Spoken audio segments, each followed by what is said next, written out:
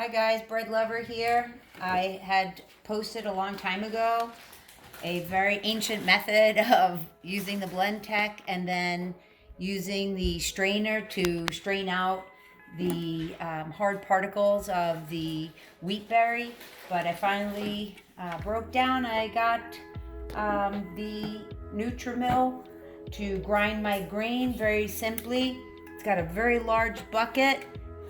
I already ground up some wheat berries already. So it has the cup in here to capture some soft wheat, a sponge at the top to make sure it doesn't blow all over your kitchen. You simply press it, you turn it. Once you have that done, you just need to simply push it in. Is a no and a yes area.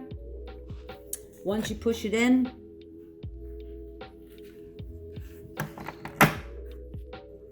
then it is set in place. You always want to start it off at a high feed rate so that you make sure all the berries are going through, and then you want to dial it back depending on the consistency of your flour. I always put it at close to this very fine point because about 11 o'clock, I would say. I bring it all the way there and then I bring it back to about 11 o'clock because I like a very fine flour. I also leave the motor at a very high rate to make sure that it's being pulled through and being cut pretty quickly.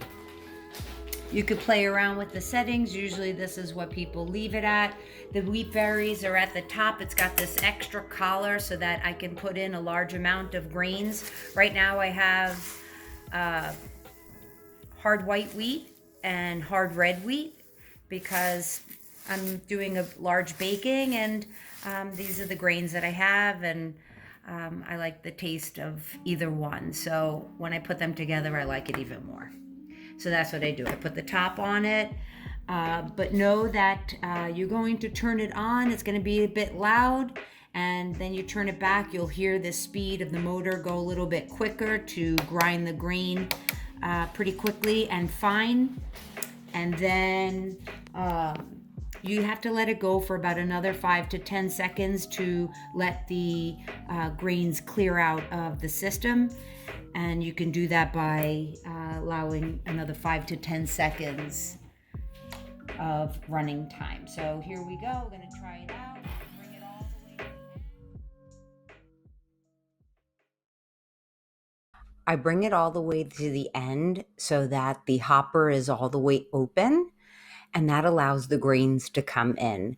And then I turn it back so that I have a finer grain. If you like a more coarse grain, you can bring it up to about 12 o'clock. I like to leave it at about 11 o'clock. And as you can see, the hopper is bringing the grains in pretty quickly. This still gives you a finer grain, but I put the top on it because the hopper brings in the grains and sometimes they pop up. You could still watch it if you want to, but I always like to leave the top on. The Nutrimill has been a very good product for me. I am very happy with it. I've been using it for quite some time, about a year now. It's the first time I'm getting around to putting on a video, but I've really enjoyed it.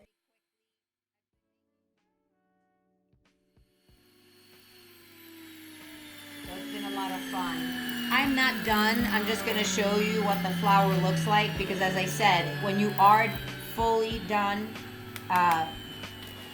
grinding all your grain, when this is empty, when the hopper is empty, then you let it go for about 5 to 10 more seconds to clear out the whole system. I wait for that ball to drop, that sound. Okay, I tap it a little bit. And I just wanted to show you what the grains look like. Nice and fine. You just mix it up. It's beautiful. It's very warm right now. We live in the South. It's very difficult for me to get a good rise. Lately, it's very humid. So with my old video of the oatmeal molasses bread, I've had to up my amount of yeast. This also captures flour. I usually just throw it into my flour, but some people say it's more like a pastry flour. I use it. It doesn't do any harm to the breads. Another thing is I do not wash this top. I take a pastry brush and I just wind up cleaning it just like this. The whole thing. I take the cup off, I empty it. I'm not ready yet, but I just wanted to show you. I take a basting brush. So I don't use it for meat. I only use it for this purpose. And I just clean the whole thing like this. This rubber gasket would be a little bit very difficult to get off.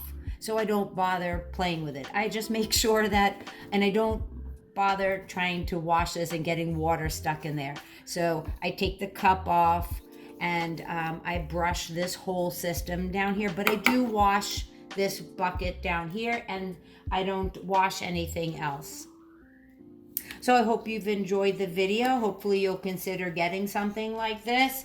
I've been having a lot of fun with it, making flour. I also do soft white wheat to make